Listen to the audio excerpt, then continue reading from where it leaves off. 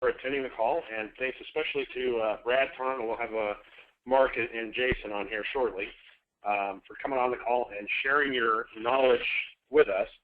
I'm very happy that you guys have volunteered to take the time to do this. I think it's going to be a phenomenal asset to your guys' teams and to just agents in general. I mean, it should be applauded that you, again, have taken the time to do this when, just for the record, nobody on this call, none of the panelists are getting anything out of the call other than sharing their knowledge, which, is something to be applauded. I find that the most successful people in this industry are the ones that are willing to share what they know with anybody without worrying about what am I going to get out of it. So thanks, Brad and Tom, for being on the call. Now, again, we're going to wait for Jason and Mark to get on the call here shortly, but just to cover some ground rules for the audience, we're not going to be promoting any carriers, no agencies, no recruiting plugs. This is strictly a gift. This is strictly sales information from, at least 2 at the moment of our top agents, and hopefully we'll have 2 more on here in a second, who ordered the Live Life leads specifically from us over and over again. Questions will be answered at the end of the webinar. So use the question box in your GoToMeeting control panel. Don't use the raise the hand option. We're not going to be unmuting anybody for this call, so definitely use the question box, and we'll address those at the end of the call. And then all lines are going to stay muted for this. Brad, you can hear me fine. Tom, you're good on there? I can, yes. Yes, sir. All right, Brad, we still have you on? Okay, good. Yes. All right. So I've kind of divided this into a handful of topics, and I'll address each one of you separately as we go through. First, we'll start, Tom. What do you consider a lead? Basically just a prospect. I know when I'm training my guys, I tell them if they have a pulse, you have a potential customer. Obviously what we do doesn't help anybody if they're already gone. But, basically everybody needs what our industry does. And I just tell them, talk to everybody. Everybody's a potential lead. And, if you can get warmer leads, by all means get them. But I just say somebody who needs my help. Basically, that's what I consider a lead. Brad, how about yourself? Yeah, I'd have to agree with all of that. And also, I guess I would say just someone that's willing to listen to what I have to say. They don't have to agree that they're interested or show any interest, but as long as they're willing to listen. And sometimes people that may seem uninterested in the beginning can all of a sudden become very interested. So I would consider that a lead as well. Now, are both of you guys set up to receive real-time notifications on for the Live Life leads? Have it set up toward email to you anytime we modify that spreadsheet, or do you guys just kind of deal with the leads when you have the time to do so? I check my spreadsheet throughout the day and see if anything's come in. That's what I do. Brad, how about yourself? Yeah, I don't receive any notifications, but I just check it, check the box from time to time, and print the information out and go knock on some doors. Now, what's the first thing you guys do when you get the lead? So Tom, we'll start with you. I mean, if you're out in the field checking your spreadsheet as it comes in, do you call, do you door knock, do you both?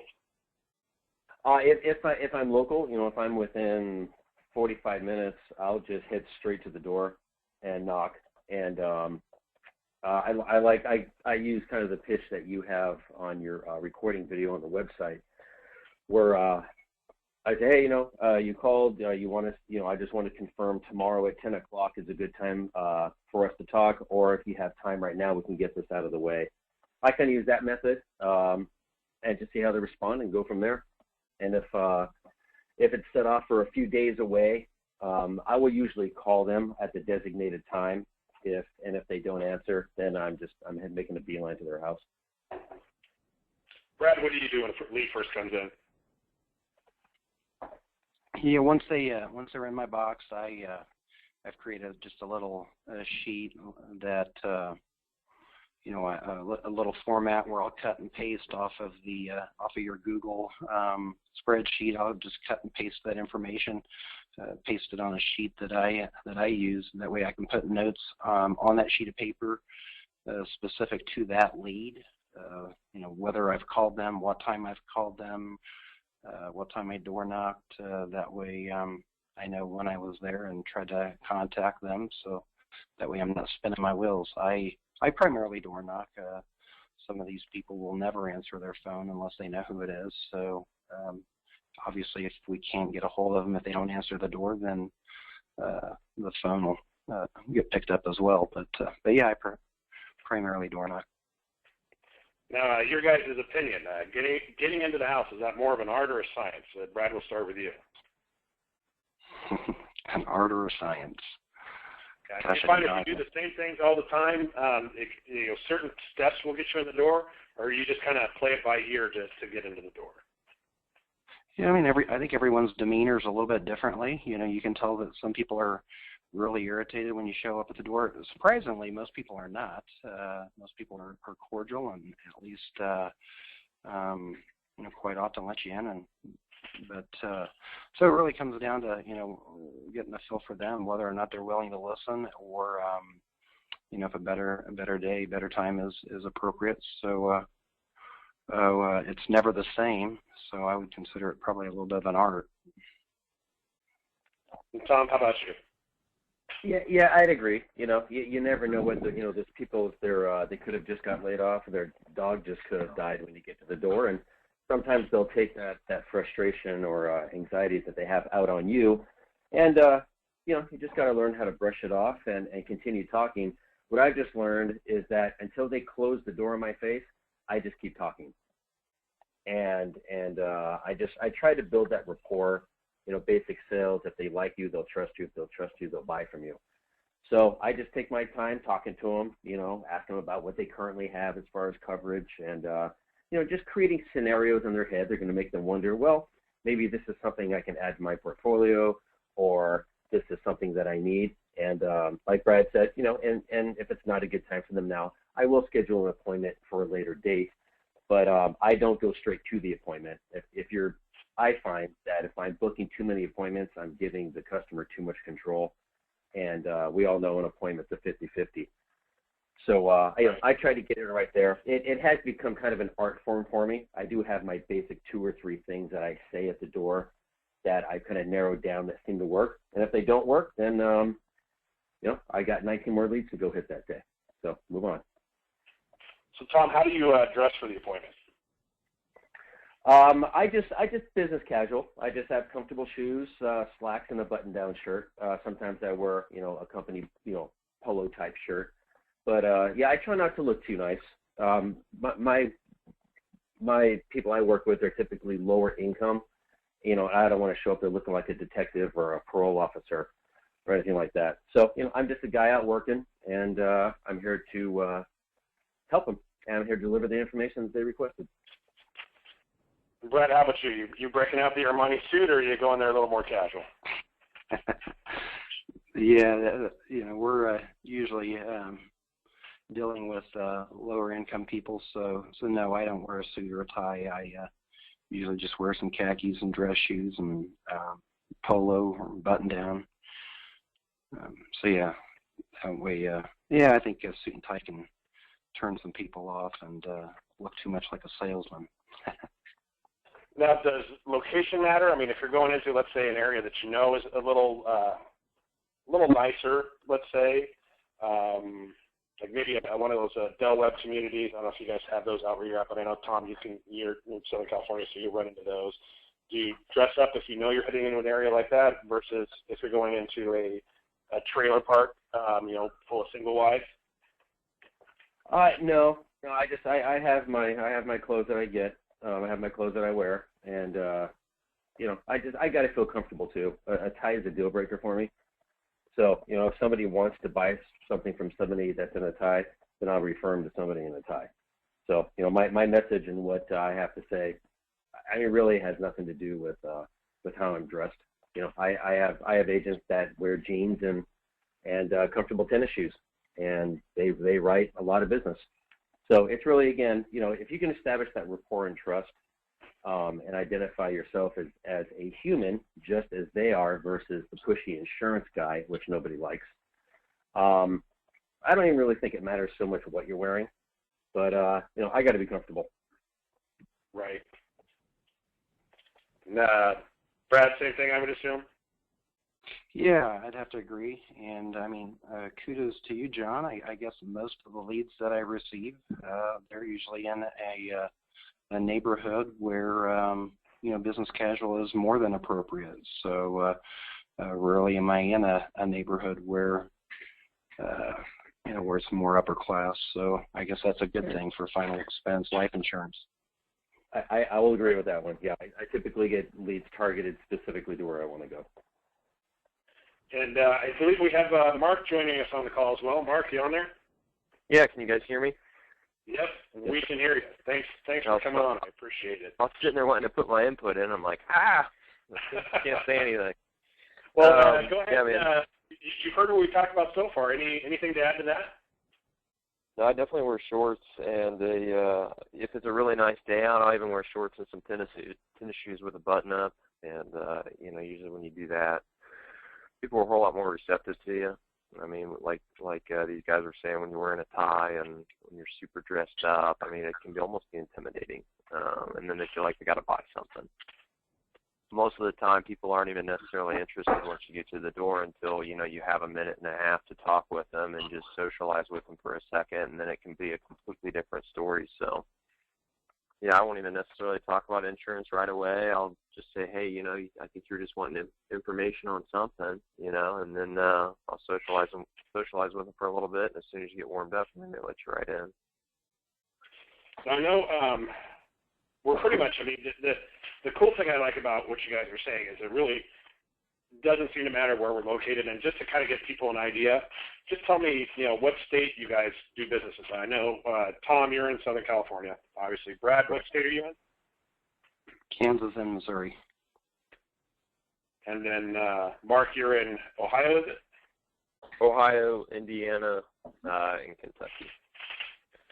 So definitely different cultural areas, but the reality is the same, that business casual, not dressing up, go in there and meet people at their needs and their expectation levels. I know when I was a field agent back in the day doing health insurance, I actually came in behind a guy who showed up to this farmer's house, and believe it or not, there are farms in Southern California, farmer's house, and a brand new Cadillac and an Armani suit. Guess what? The dude didn't get the sale.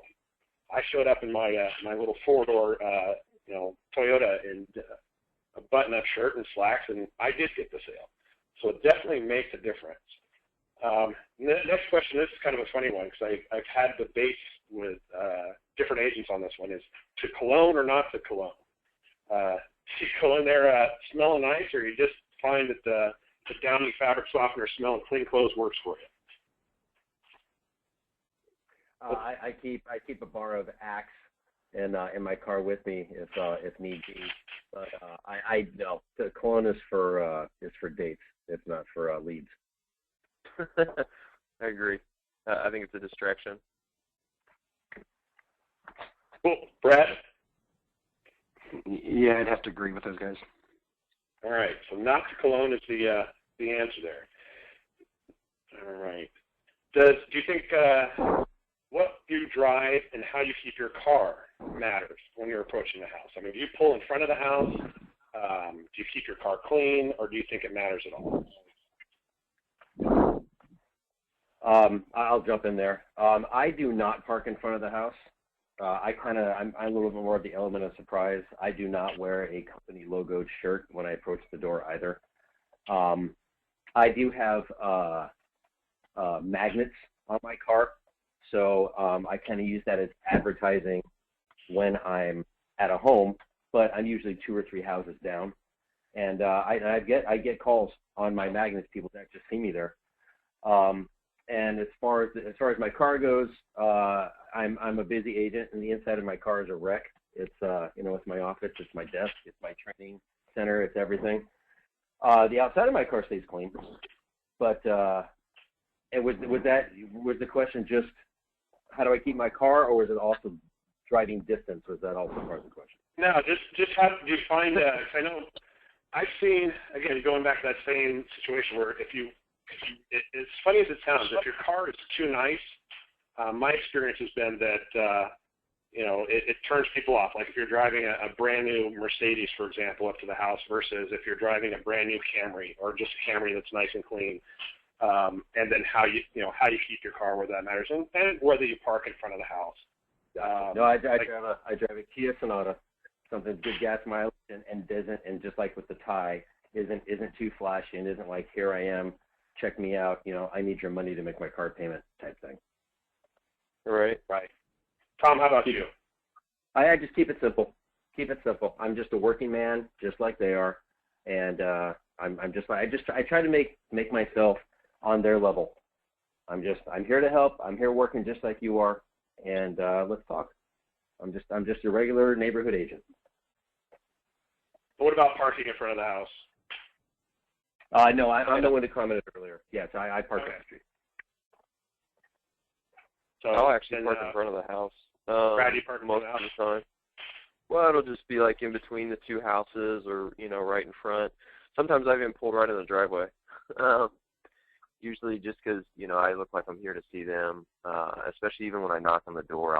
What really worked for me is I start calling their name out because they're real skeptical because they don't want people selling them, or they don't want random people coming to the house. But if you know their name or you look like you're there to see them, I found that's worked pretty good too.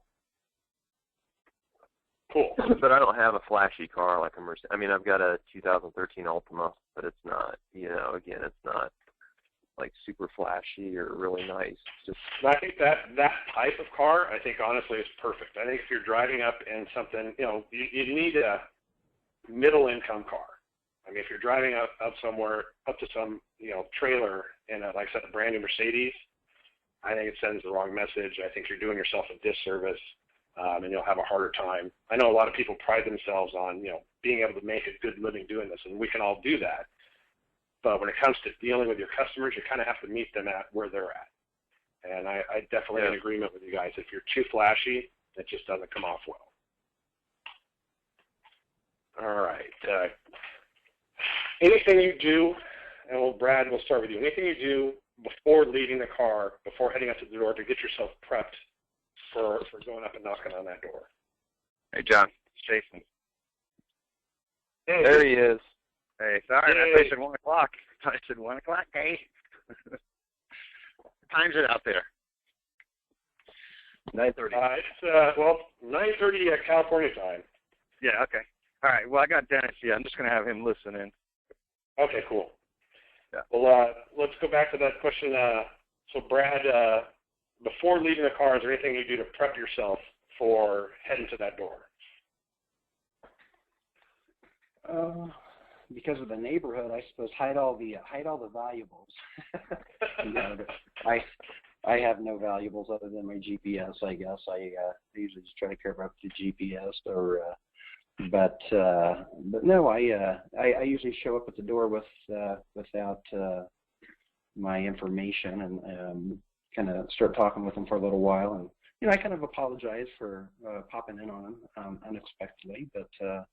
Typically, I enter numerous addresses into the GPS, so I can honestly tell them that I was, just not too far down the road visiting with another family, and yeah, it's amazing how many times people don't answer the door, and then all of a sudden you holler their name. I'll always holler their name, and then you'd be surprised how many people all of a sudden say, "Who is it?"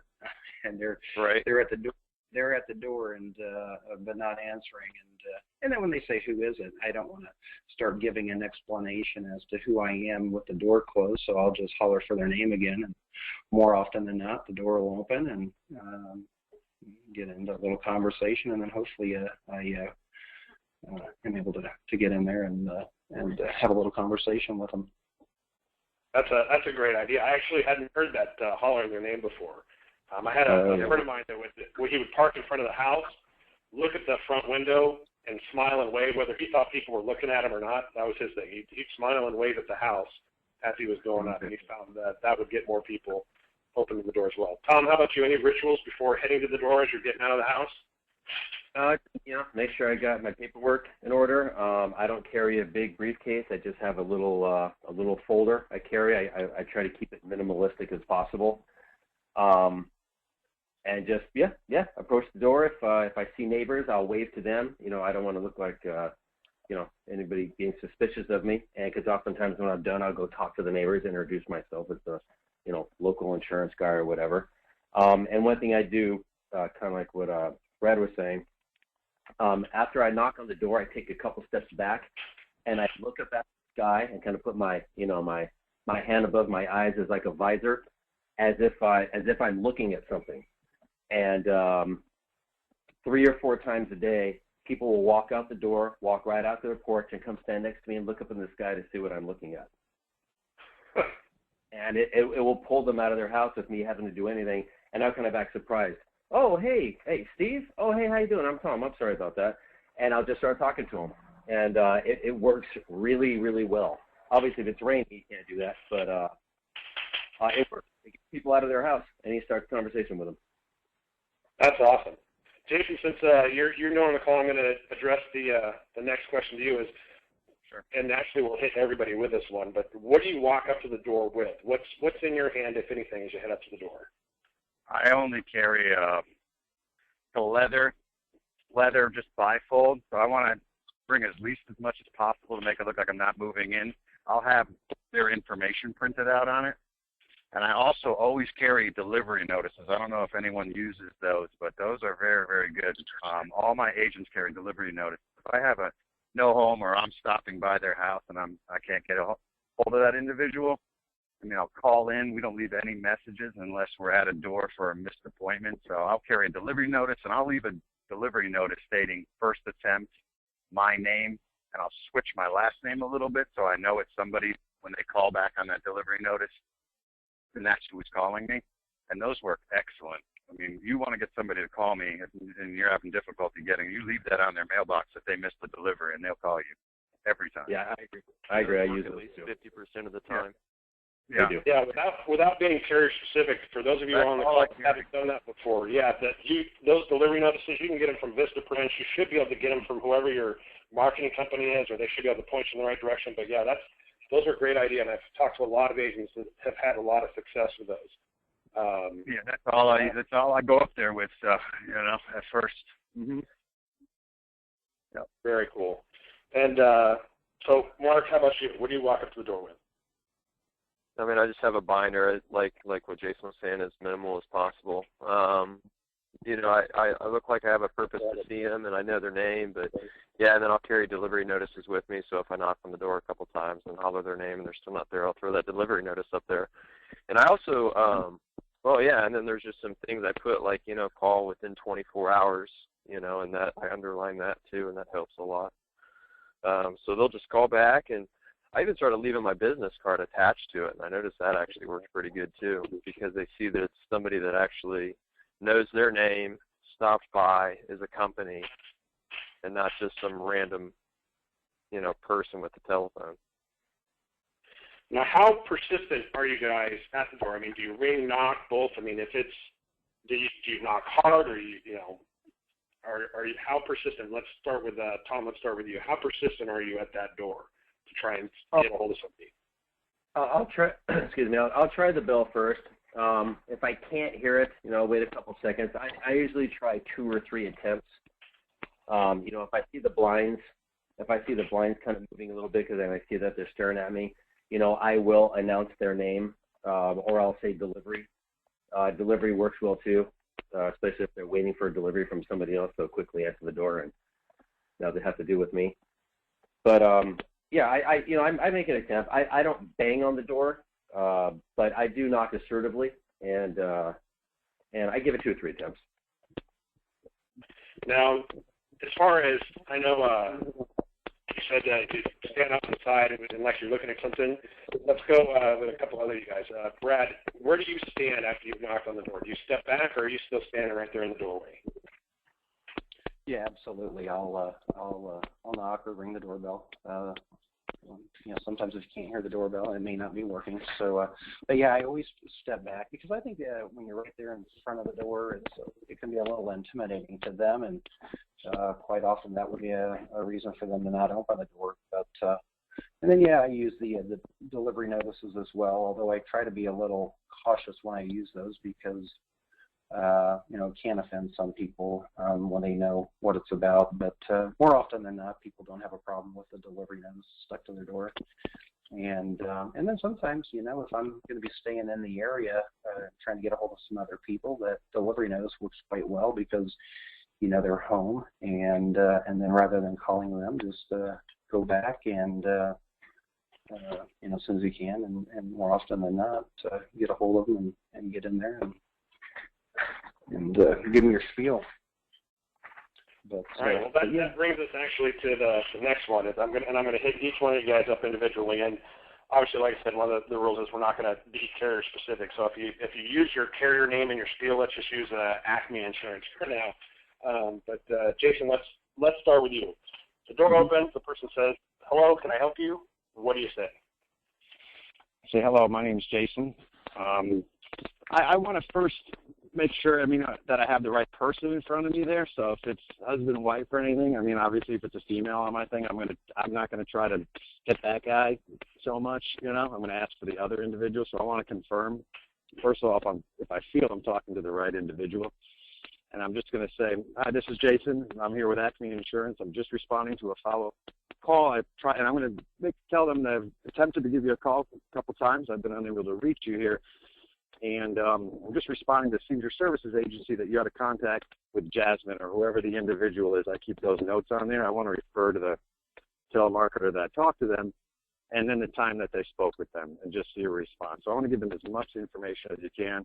And then if I do have a color or something, I'll use that as well to try to just spark their memory of who I am and why I'm there. Plus, I have logo shirts and everything too, and lanyards. So I want to make sure I look professional in who I am. And I'll always use their friendly entrance as well. So if I won't go to the front door if their car comes around to the side and that's where they go in. I'm not going to go to the front door. I'm going to go to that side door. Sure. That's for like in a mobile home? Mm-hmm. No, if there's only one entrance, then that's the one. But if they're on the side or something, I'm not going to go to that front door. I'm going to go to the side with that I know that they use. Mm-hmm. All right, Tom, what's your spiel? They knock, they answer the door, say, hello, can I help you? And then you say what? I also want to identify and speaking to the right person. But basically, I just, hey, Tom, hello, how you doing? My name is Tom with Acme Insurance.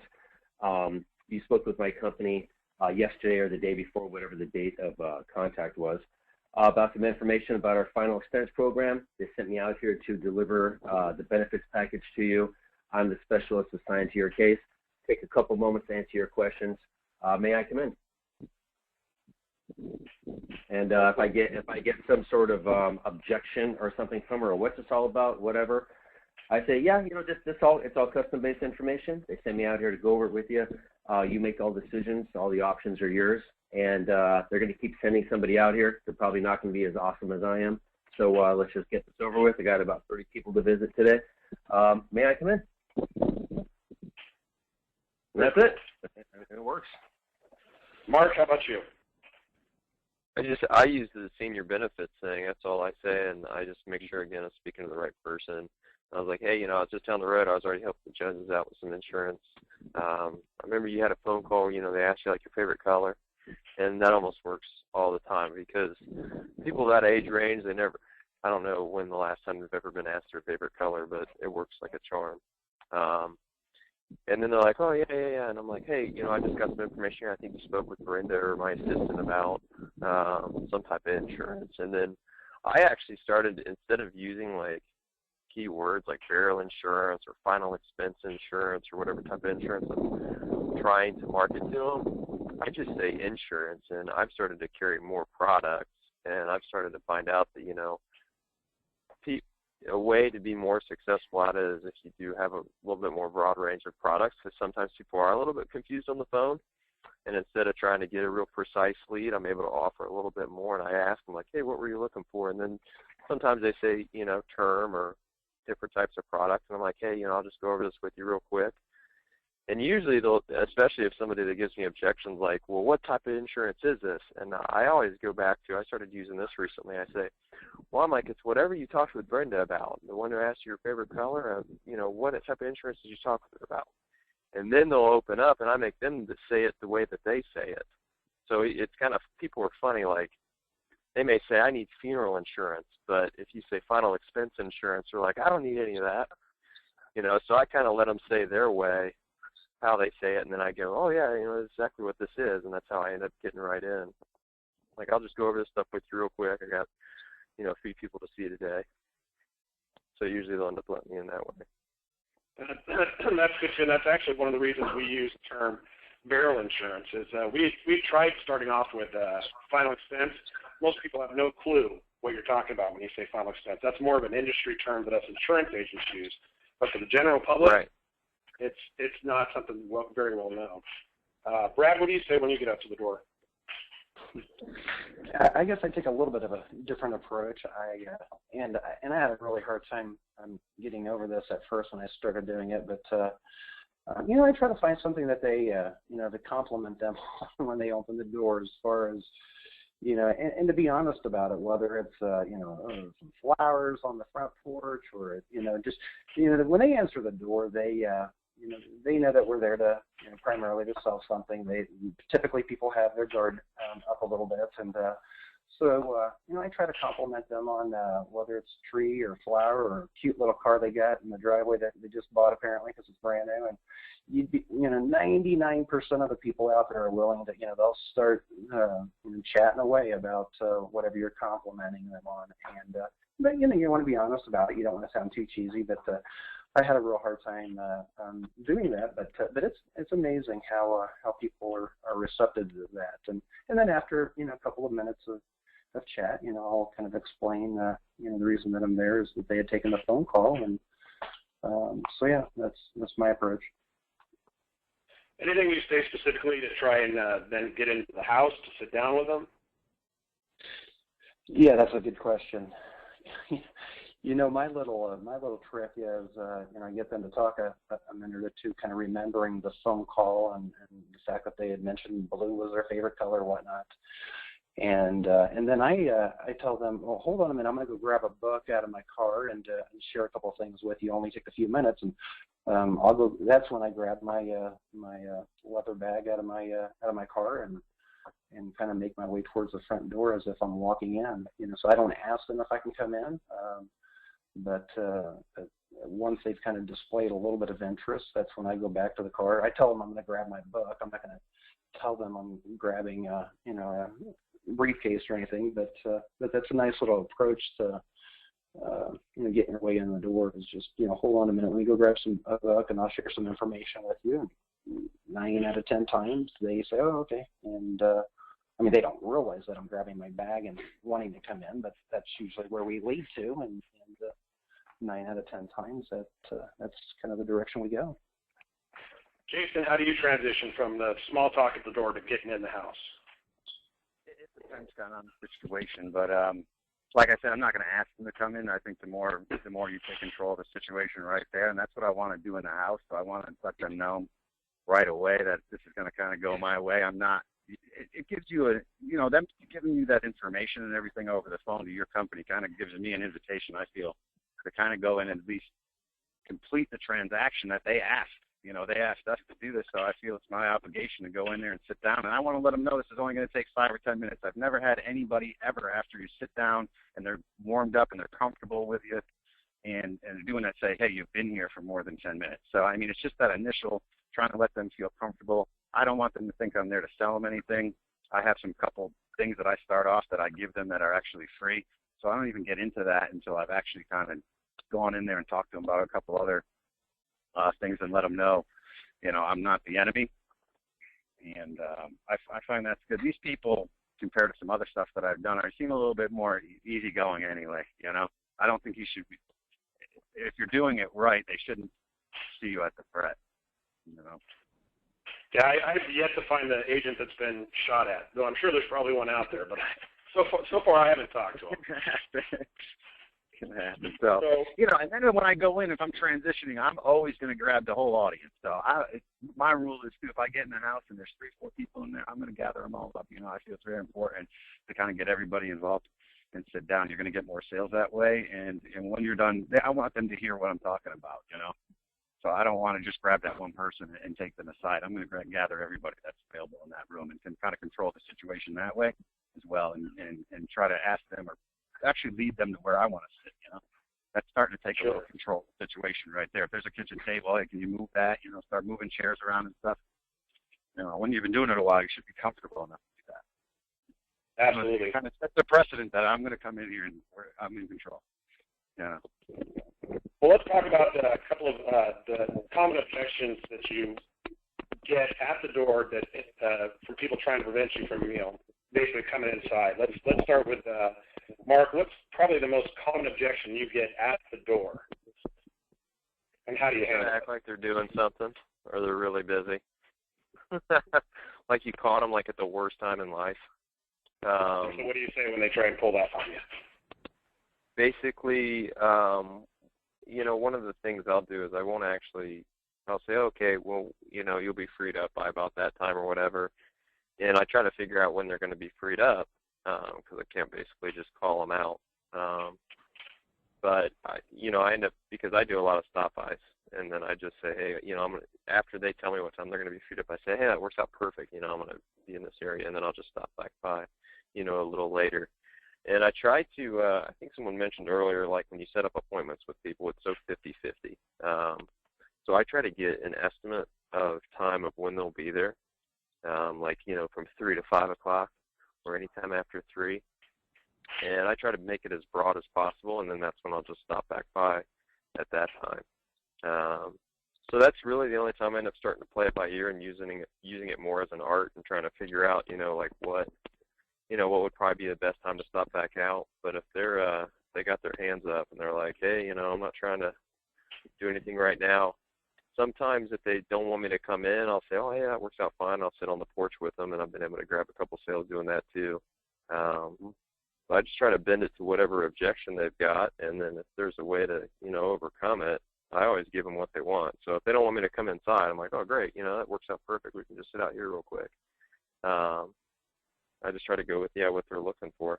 So that's basically the only way that I really handle the objections. All right, Tom, I know you've got a really good answer to this because you've told me this one before. What would you say if somebody says, well, I thought you were going to mail me something?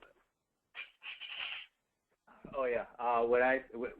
Okay, that kind of goes with my company's direct mail leads, not so much for this, but yeah, when they say, oh, I thought your company's going to mail me something, and I says, oh, well, they did, but I couldn't fit into your mailbox, so I had to come knock on the door. And they'll usually giggle with that because they're not expecting, my sarcastic answer.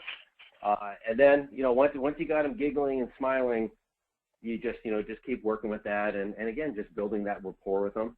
And just reminding them, hey, I take a step back. I put my hands up and I say, hey, I totally understand. The I understand is a very powerful thing. It's empathy. You're taking empathy in their situation, and you're saying, hey, I totally understand. I know you didn't expect me to come out here. I was in the area, and just like the other gentleman said, I got my GPS filled with addresses, so I'm honestly in the area. And I say, just take a couple moments. They're going to keep sending somebody back out here. I'm here. I got 30 benefits packages to deliver today. Let's just get this over with real quick, and then you guys decide what you want to do. And I always ended with fair enough. And if they always say fair enough, you now have a contract between you and that person. And I just take a step towards the door, and more times than not, they'll take a step back, open the door, and I'm in. And if they don't want to let me in, I mean, I've written policies through steel gates where I slid the application under the gate, they slid the check back out to me and close them that way. I'll sit it all. I've written policies on top of trash cans and hoods of cars and in cabs of a big rig before. I mean, I don't care where I'm at. I sat on a lady's toilet once while she was in the bathtub and rode her up. It doesn't matter to me where I sit. I don't care. Wherever they're comfortable, and I'm giving them what they want. I'm listening to what they want. And just again, rapport is a huge deal. If the faster you can establish the rapport, whether it's complimenting them, listening to what they say, asking them questions about themselves, you can overcome virtually every objection. And for all the other people listening, if you're new to this industry, don't mistake objections with rejection. Two completely different things. So people, most of the time, will automatically put up their defenses.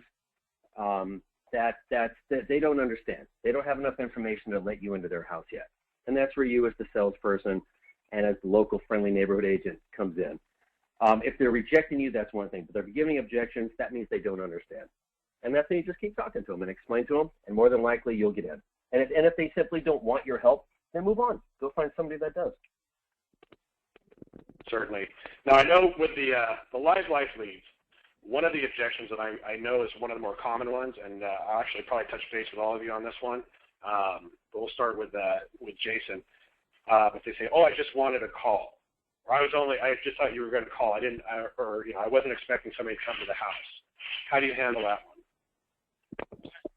I try to, in a roundabout way, I'm going to try to let them know that only really hurts them, and I explain to them that anything that's done through the mail or anything like that is really not the way that you want to do insurance, that we need to sit down with you. It takes about 5 or 10 minutes.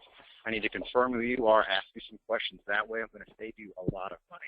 So I try to let them know it's not for my benefit, it's for their benefit. I'm a roundabout way that I really need to come out and see you.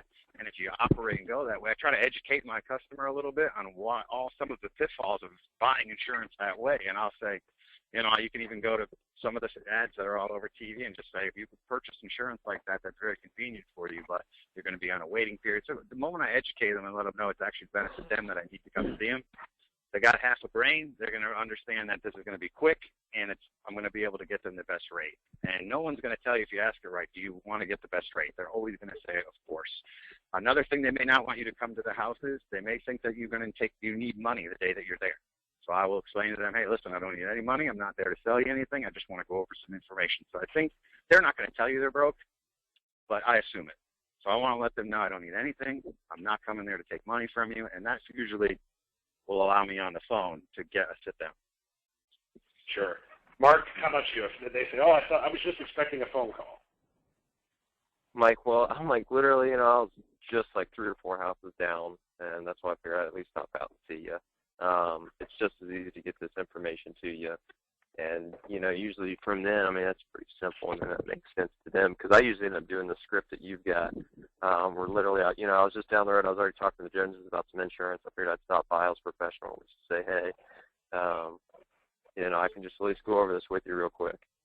And, literally from them, usually they just let you right in on that. When you say you're right down the road, it makes sense to them. I'll actually, when I pull up to the house, I'll pick a street name that I saw a cross intersection that was really close. I'm I was actually just over on Clio. Literally I was 8 houses down. I'm sorry, John. I thought you were asking me how I handle that when somebody on the phone doesn't want me to come out when I'm talking with them. So that's still good information. That's how I do that, because sometimes people say, I just thought I was getting a phone call. I don't want you at my house. So that's how I transition to get the appointment, a lot of this stuff we're talking about is stop by at the house. The phone is powerful. The phone is powerful with these appointments. Sometimes too, I'll say, they actually pay me to at least just give you this information, and then that relieves them, from thinking that I have to get a sale. I'm making commission on it. Right. I'll say, I have 30 people to see in 2 or 3 days. I might as well just get this information to you now. Sure. Brad, I'm going to have you actually address this one. Do you ever have anybody say, well, I didn't talk to anybody, or I don't know what you're talking about? Do you run into that one very often? Yeah, absolutely. And I guess that's where, reminding them that the person mentioned that their favorite color was blue. And then sometimes, if they're real adamant, sometimes people, can't honestly forget, and sometimes people forget what they did earlier in the day. So I try not to be argumentative about it, but nonetheless, try to help refresh their memory, and then if they can't, still kind of move on to, what the call was about, and try to get my way in the door, and hopefully proceed from there. Have any of you, this is out to everybody, have any of you ever had to actually, or done it pulled out and actually played the call for them off the Google Drive on your phone? Every time. Absolutely. I've never done that. Yeah. I like it. That's funny. So we're about 50-50 on that. Well, it's a nice option to have. I mean, that's one thing is that it's kind of hard for them to say I didn't talk to anybody when you can just go okay and then play it back to them. I try not to go too far into it, but yeah, as soon as they hear their voice, they're like, "Oh yeah, that's me." I'm like, yeah, not play the whole 3 minutes of the call for sure, but at least remind them that I was at the call. I'm like, right, I'm not crazy. Yeah, I just play dumb. That kind of goes into. I think that goes kind of into as well the objections where I thought it was something else. I mean, how do you guys handle that? I thought it was health insurance, Obamacare, Amway, whatever. If they thought it was something else, what do you do to try and redirect that call? Let's start with Tom on that one. I just give them a little quick rundown of what it is that we do, or like what another gentleman said earlier, I'll ask them, well, what is it that you're looking for? And I just kind of educating them is really powerful. If you can educate them and teach them something that they didn't know, then suddenly you're the expert, which we are anyway. But if you can tell them something they didn't know, help them out with it, they're willing to listen. And like I said before, I just keep talking until they close the door in my face. And I'm either going to get in, or I'm not, or I'm going to write it up, or I'm not. Either way, at least I know I did my job. But I just ask them what it is that they're looking for, and then I just give them a quick rundown of what we do, and then I just ask them about what they currently have, and see if what we do fits into what their master plan is. Cool. Now, the next couple of things, we've covered some of that with the delivery notices, which all of you have recommended, which I know are phenomenal options as far as if nobody's home, which you can leave there. Do you ever do any what I call neighbor knocking, where you hit either next door, across the street? Like I used to have a mentor that he'd go to the side, to the right, across the street, over 3, and then back to the left of the house he was knocking at. Do any of you guys routinely do that, or if nobody's home, is that something that you do? Let's start off with Brad. Do you ever do neighbor knocking? I don't. I mean, I'm always looking for someone that I can talk to, whether that's in a large apartment building, going up the elevator, or down the hallway, strike up a conversation, and then all of a sudden, oh yeah, I'm here because of, got a few clients here in the building that I've helped out with some final expense life insurance.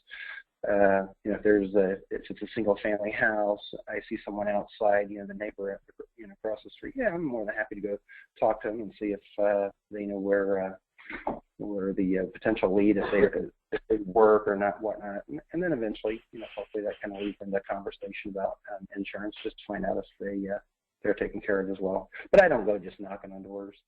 Just try to work the leads. Tom, how about you? I don't do it as much as I should.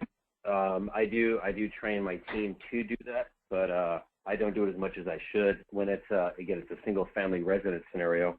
When I'm in an apartment building, whenever I see somebody, I always approach them, hand them my card, and just say, I want to introduce myself. My name is Tom. I'm the insurance man for the building. And I lean into them. I hand them a card. I look at them right in the eye. And, they'll grab the card. They'll look at it, and they go, what is this about? And then that starts the conversation right there. As soon as it's, what's this about? What is this?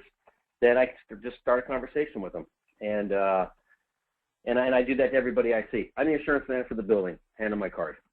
And I've got a lot of phone calls back from that. People call me, hey, I met you at the apartment building. And I'll always drop a name, whoever the lead was that I was there to see. So now it just doesn't look like I'm walking the building just marketing seniors. I'm actually there to see somebody. Hey, yeah, your friend Rosie. Yeah, she requested some information from our company. I went over there to deliver her benefits package to you. Just wanted to introduce myself. I'm Tom, the insurance man for the building. And that works. Works for me. Mark, how about you? I like the apartment building thing. I think that would work great. I love it. If I go door knocking, I'll hit trailer parks up.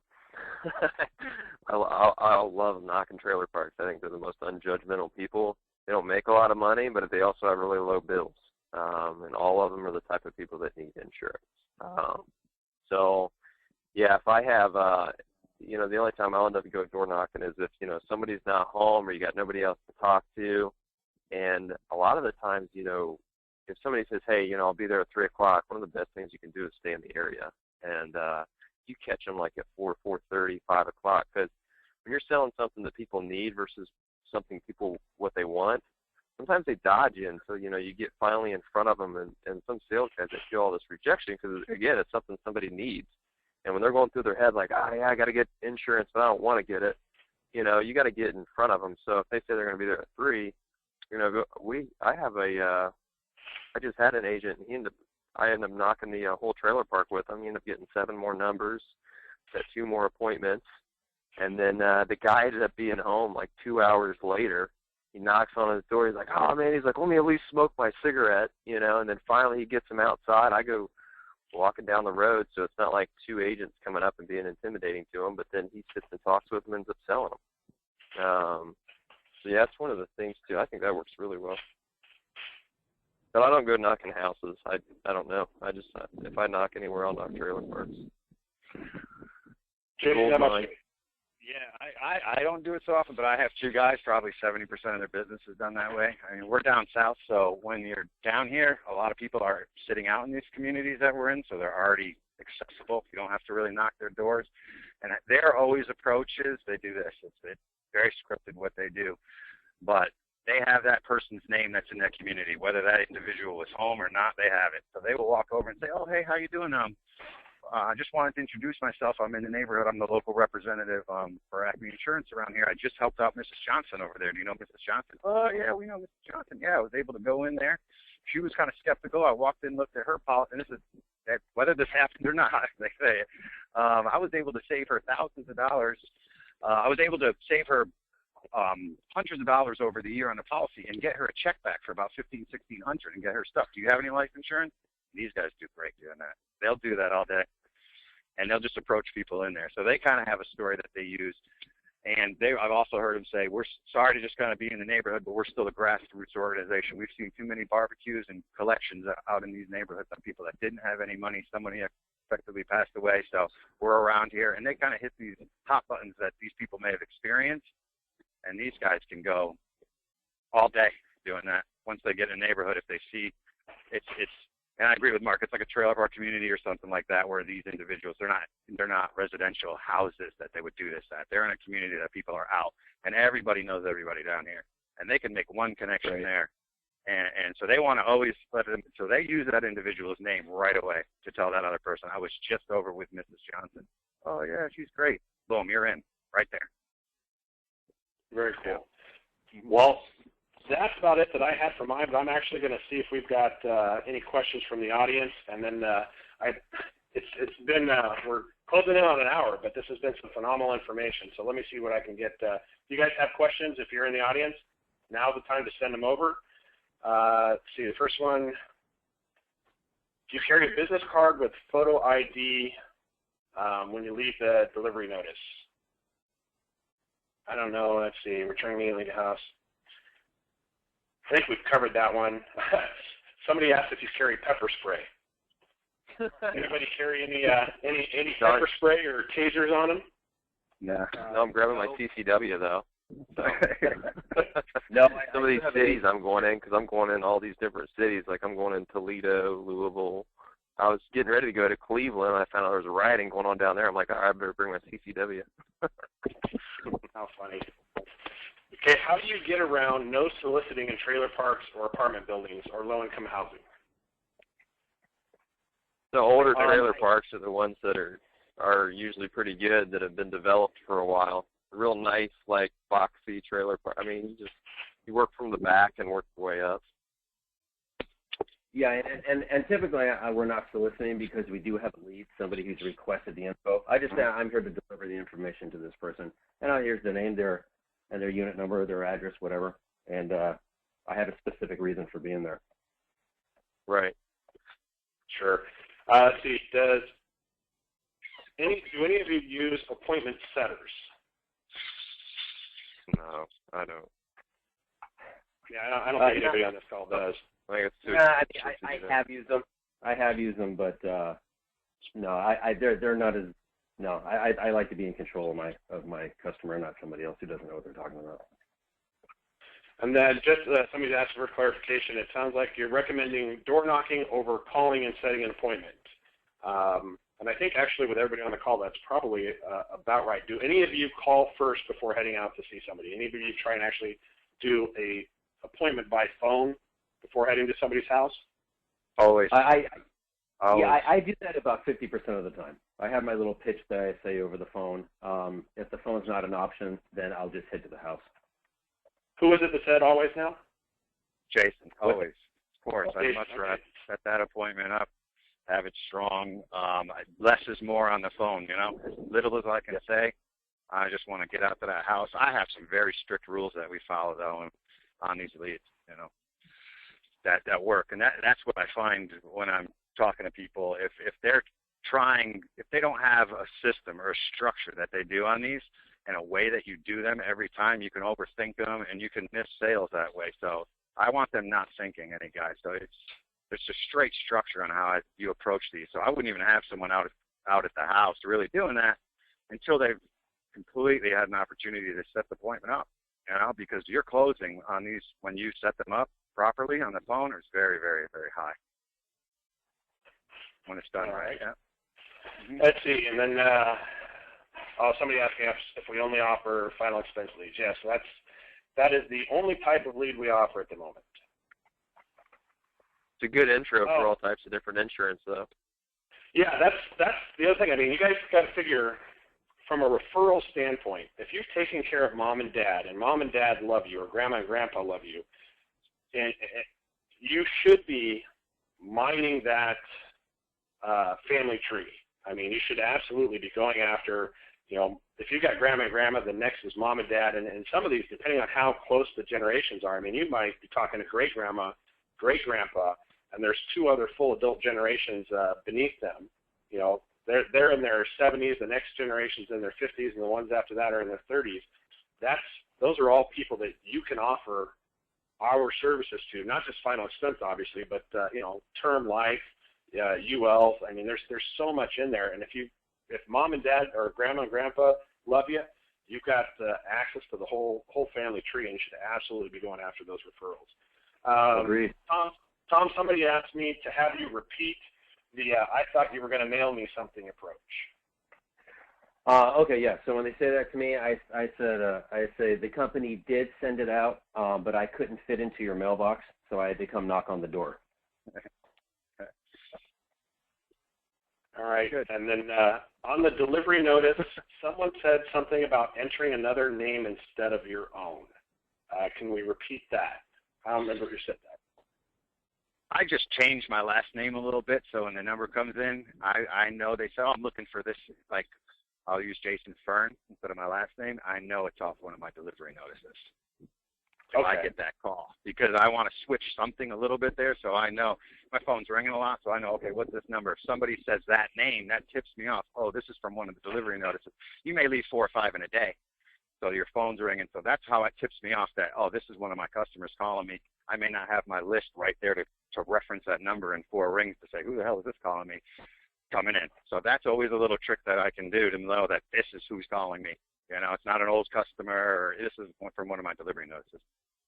So yeah, and what I do there is if you have a Google Gmail account, you can get a free Google Voice number. So I have a Google Voice number that has the area code with the area that I work in.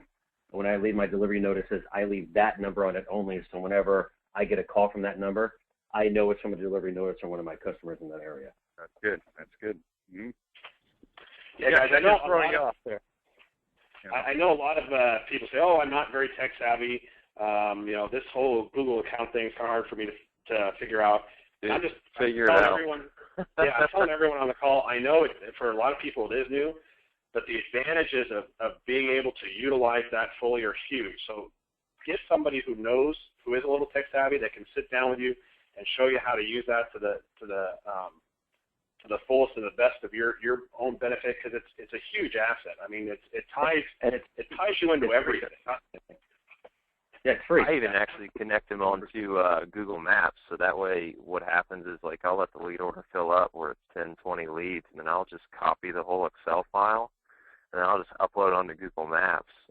In an instant, I've got everybody's information, but it's all on a map. So literally when I go into a city, I can work from the east side of the city all the way to the west. And so when I'm doing stop-bys, I'm not zigzagging all over or waiting for one lead where it's not really worth it to do stop-bys.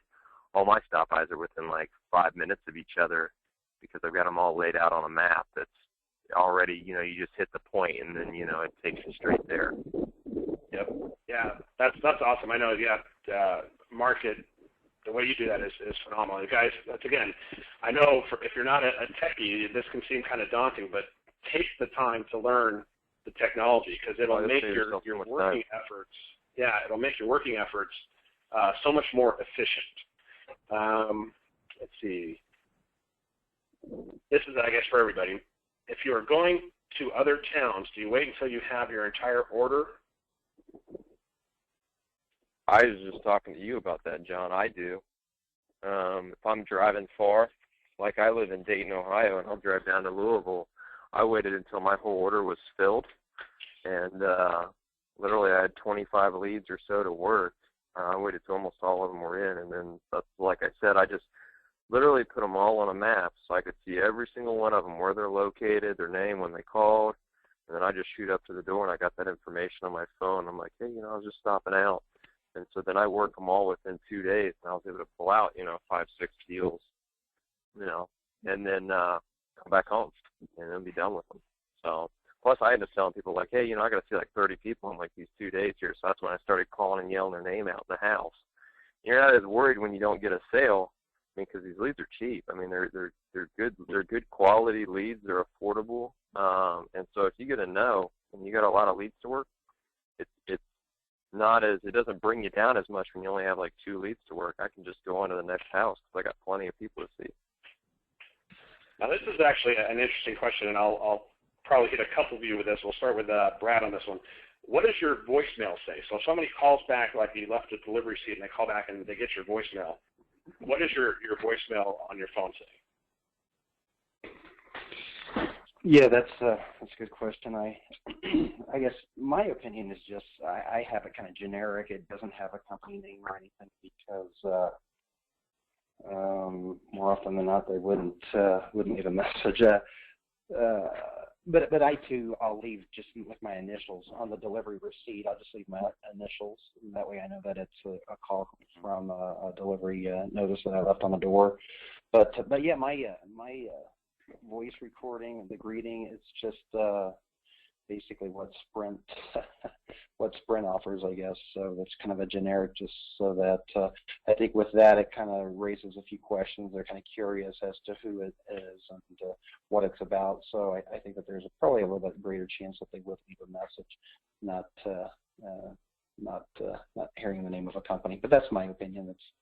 That's kind of the approach that I take. But and then going back to with regards to mapping out leads in order, a lot of people don't realize that some of the GPSs out there now, you can optimize the order. So if you have 10 leads, enter them all in, a start and a finish location, and then everything in between there can be optimized. So that kind of helps cut down a lot of the circling back and forth. So a lot of guys out there aren't aware of the optimization for those GPSs. So that works quite well.